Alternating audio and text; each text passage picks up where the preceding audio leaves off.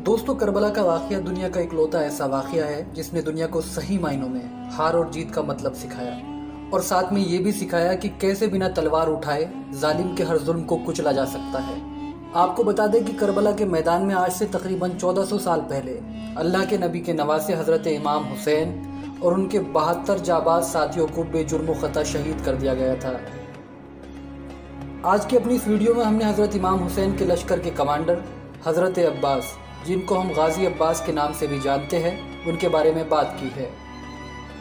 दोस्तों, ये वीडियो कई मायनों में ख़ास होने वाली है क्योंकि अपनी इस वीडियो में हमने इस्लामिक इतिहास के सबसे ताकतवर योद्धा हज़रत अली के उस बेटे के इतिहास से आपको रूबरू कराया है जिनके बारे में पूरे अरब में मशहूर था कि वो दूसरे अली है और मैदान जंग में उनका सामना करना किसी भी योद्धा के लिए असंभव है। कौन थे गाजी अब्बास, क्या थी उनकी कहानी और क्यों उनसे यजीद का लाखों का लश्कर भी खौफ खाता था, और साथ में ये भी बताएंगे कि क्यों हज़रत अब्बास को हज़रत अली के बाद इस्लामिक इतिहास का दूसरा सबसे ताकतवर योद्धा कहा जाता है। दोस्तों, हज़रत गाजी अब्बास को समझने के लिए हमें आज से तकरीबन 14 सदी पीछे जाना होगा। उनका जन्म इस्लामिक कैलेंडर के अनुसार 4 शाबान 26 हिजरी को, जबकि ईसवी कैलेंडर के लिहाज से 15 मई सन 647 ईस्वी में मदीना के हिजाज में हुआ था। इतिहासकारों की माने तो इन्होंने अपनी जंगी सलाहियतें अपने पिता हज़रत अली से सीखी थी और वो जंग के मैदान में जिस अंदाज में जंग लड़ते थे हूबहू अपने पिता हज़रत अली की तरह नजर आते थे। दोस्तों, कहा जाता है जिस तरह का किरदार हज़रत अली का अल्लाह के नबी की ज़िंदगी में था, हूबहू वही किरदार हज़रत अब्बास का नबी के नवासे हज़रत इमाम हुसैन की ज़िंदगी में था और इसीलिए उन्होंने हर मुश्किल घड़ी में हज़रत इमाम हुसैन का साथ निभाया। आपको जानकर शायद हैरानी होगी, हज़रत अब्बास ने अपनी पहली जंग मात्र 12 वर्ष की उम्र में लड़ी थी और इस जंग में उन्होंने दुनिया को बता दिया था कि क्यों उन्हें हज़रत अली के बाद इस्लामिक इतिहास का दूसरा सबसे ताकतवर अलमदार यानी कमांडर कहा जाता है। आपकी जानकारी के लिए बता दें, तारीख में इस जंग को जंग सिफ़ीन के नाम से जाना जाता है।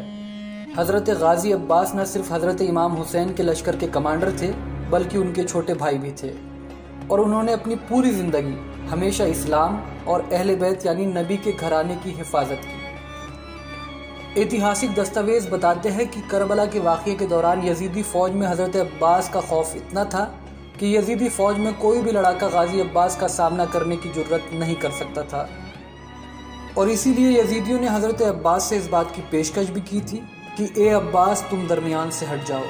लेकिन दोस्तों, हज़रत अब्बास ने अपनी आखिरी सांस तक हज़रत इमाम हुसैन का साथ निभाया और वफ़ादारी और बहादुरी की वो मिसाल पेश की जिसका इतिहास में कोई दूसरा सानी नहीं मिलता।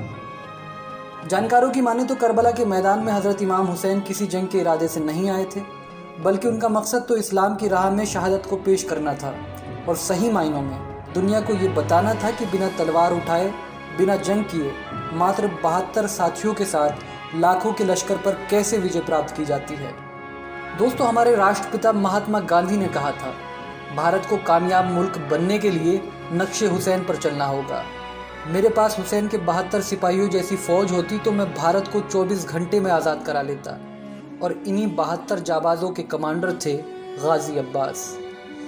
और आखिरकार अंत में 10 मुहर्रम 61 हिजरी यानी 10 अक्टूबर सन 680 ईस्वी को 33 वर्ष की उम्र में ये जाबाज योद्धा 3 दिन का भूखा प्यासा करबला में शहीद हो गया और पीछे छोड़ गया बहादुरी और वफादारी की वो विरासत कि जिनको जानने के बाद आज भी दुनिया उनके जज्बे को सर झुकाकर सलाम करती है।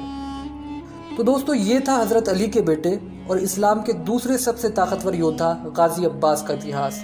आपको हमारे द्वारा दी गई जानकारी कैसी लगी, अपनी राय हमें कमेंट सेक्शन में ज़रूर लिखें।